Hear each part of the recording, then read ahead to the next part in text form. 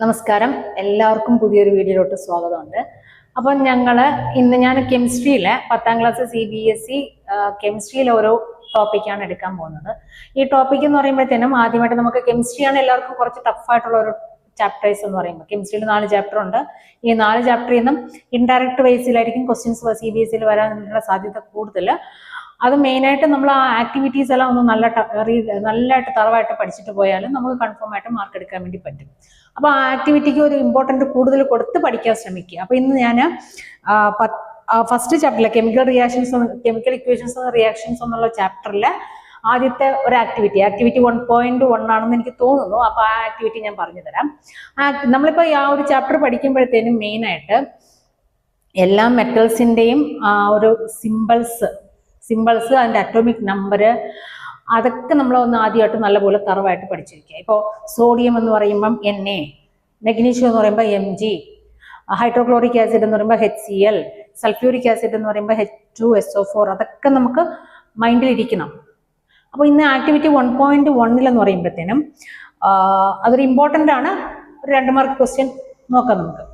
അപ്പോൾ ഈ activity 1.1 കെമിസ്ട്രിയാണ് topic. 1.1 activity എന്ന് പറയുമ്പോഴത്തേനും ഫസ്റ്റ് ആക്ടിവിറ്റി എന്ന് പറയുമ്പം നമുക്കറിയാം മെഗ്നീഷ്യം ഈസ് എ മെറ്റലാണ്. ഈ മെറ്റലിൻ്റെ ആ ഒരു റിയാക്ഷനാണ് ഫസ്റ്റ് ആക്ടിവിറ്റി എന്ന് പറയുന്നത്. അപ്പോൾ മെഗ്നീഷ്യത്തിനെ കത്തിക്കുമ്പോൾ ബേൺ ചെയ്യുമ്പോഴത്തേനും എന്തൊക്കെ സംഭവിക്കും? നമുക്കറിയാം എന്തൊരു ഒബ്ജക്റ്റ് ആയാലും കത്തിക്കാനായിട്ട് അല്ലെങ്കിൽ ബേൺ ചെയ്യാനായിട്ട് സഹായിക്കുന്ന ഒരു ഗ്യാസ് ആണ് ഓക്സിജൻ എന്ന് പറയുന്നത്. അപ്പൊ മെഗ്നീഷ്യത്തിന്റെ സിമ്പൽ നോക്കുക, magnesium Mg, magnesium react with oxygen. Oxygen എന്ന് പറയുമ്പോഴത്തേനും നമ്മൾ O2, magnesium react with oxygen to form.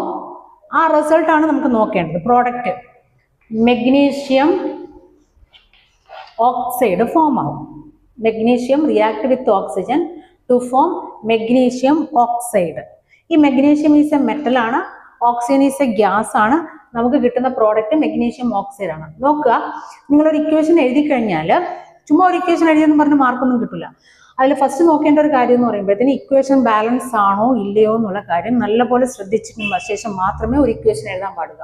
Equation എങ്ങനെ ബാലൻസ് ആണോ ഇല്ലയോ നോക്കുക എന്ന് പറഞ്ഞാൽ ഇതിനെ നമ്മൾ ഈ ലെഫ്റ്റ് ഹാൻഡ് സൈഡ് പറയുന്ന പേരാണ് റിയാക്ടന്റ്, റൈറ്റ് ഹാൻഡ് സൈഡ് പറയുന്ന പേരാണ് പ്രോഡക്റ്റ്. റിയാക്ടന്റിന്റെ എമൗണ്ടും പ്രോഡക്റ്റിന്റെ എമൗണ്ടും എപ്പോഴും ഈക്വൽ ആയിരിക്കണം.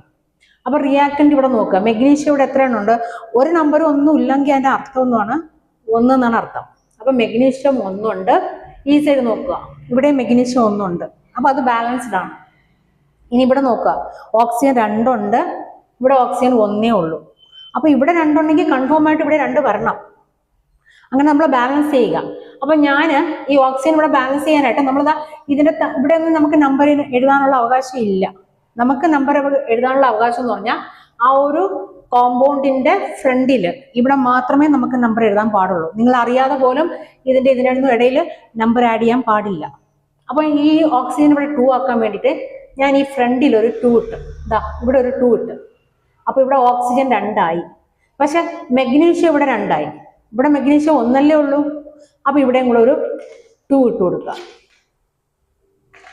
മനസ്സിലായോ? അപ്പൊ 2 mg, 2 mg വന്നു, ഇവിടെ 2 mg, 2 ഓക്സിജൻ വന്നു, ഇവിടെ 2 ഓക്സിജൻ. അപ്പൊ ഇക്വേഷൻ വന്ന് ബാലൻസ് ആയി. അപ്പൊ magnesium react with oxygen to form magnesium oxide. Reactant product. Reactant combine ചെയ്യുമ്പോഴത്തേനും പ്രോഡക്റ്റ് ഉണ്ടാവും. ഇനി ഇതില് ഈ മെഗ്നീഷ്യം ഓക്സൈഡ് എന്ന് പറയുമ്പോഴത്തേനും നമുക്കറിയാം മെഗ്നീഷ്യം എന്ന് പറയുമ്പോഴത്തേനും ആ ഒരു മെറ്റൽ ആണെങ്കിൽ അതൊരു തുണി മാതിരിയാണ് ഇരിക്കുന്നത്, ഒരു ക്ലോത്ത് വൈസ് മെറ്റലാണ്. നമുക്കതിനെ നമ്മളൊരു റിബൺ ചുറ്റി വെക്കും പോലെ മെഗ്നീഷ്യം നമുക്ക് ചുറ്റി നമുക്ക് സ്റ്റോർ ചെയ്യാൻ വേണ്ടി പറ്റും. ഈ മെഗ്നീഷ്യം എരിക്കുമ്പോഴത്തേനും അല്ലെങ്കിൽ മെഗ്നീഷ്യം കത്തിക്കുമ്പോഴത്തേനും നല്ലൊരു വൈറ്റ് ഡാസ്ലിംഗ് ഫ്ലെയിം ഉണ്ടാവും. വൈറ്റ് ഡാസ്ലിംഗ് ഫ്ലെയിമിന്റെ കൂടെ തന്നെ അതെല്ലാം കത്തിത്തീർന്നതിന് ശേഷം ചാമ്പൽ എന്നൊക്കെ പറയില്ലേ നമ്മൾ, ചാമ്പലും പ്രൊഡ്യൂസ് ചെയ്യും. ആ ചാമ്പലിന്റെ കളർ എന്ന് പറഞ്ഞിട്ട് ഒരു വൈറ്റ് കളർ ആഷ് ആയിരിക്കും നമുക്ക് കിട്ടുന്നത്. ഇത് എക്സാമിന്റെ ക്വസ്റ്റ്യൻ ആണ്. White colour ash will be produced. അത് എങ്ങനെ കത്തുമെന്ന് കേട്ടാൽ ഡാസ്ലിംഗ് ഫ്ലെയിമിൽ കത്തും. ഡാസ്ലിംഗ് ഫ്ലെയിമിൽ കത്തിയിട്ട് നമുക്കൊരു വൈറ്റ് കളർ ആഷ് പ്രൊഡ്യൂസ് ചെയ്യും. ഓക്കെ, അപ്പോൾ ഇത് ഒരു ഇൻഡയറക്റ്റ് ആയിട്ട് when X react with Y, something Z will be formed. The speciality of Z is white dazzling flame and white color ash is produced. അങ്ങനെയൊക്കെ പറഞ്ഞ് twist ചെയ്ത് question ചോദിക്കാനുള്ള സാധ്യതയുണ്ട്. അപ്പോൾ ഇത് നമുക്ക് തറവായിട്ടിരിക്കണം.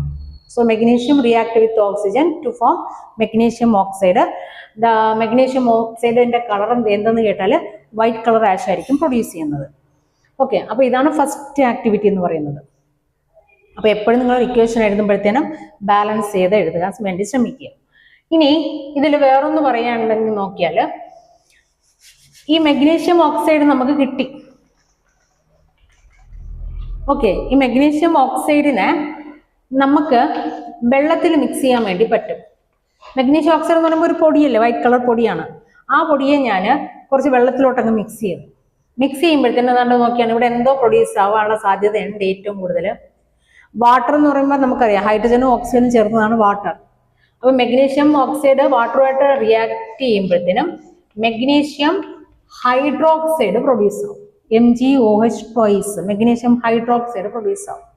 അപ്പോൾ ഇതിൻ്റെ കൂടെ തന്നെ നിങ്ങൾ ഇതും കൂടെ ഒന്ന് ഓർമ്മിച്ച് വെക്കുന്നത് നല്ലതായിരിക്കും. ഓക്കെ, ഇതാണ് നിങ്ങളുടെ കെമിസ്ട്രി ഫസ്റ്റ് ചാപ്റ്ററിലെ ഫസ്റ്റ് ആക്ടിവിറ്റി എന്ന് പറയുന്നത്. അപ്പം ആക്ടിവിറ്റി മനസ്സിലായെന്ന് വിചാരിക്കുന്നു. ഓക്കെ, അപ്പോൾ അടുത്തൊരു വീഡിയോയിലൂടെ അടുത്തൊരു ക്വസ്റ്റ്യനുമായിട്ട് കാണാം. ബൈ, നമസ്കാരം.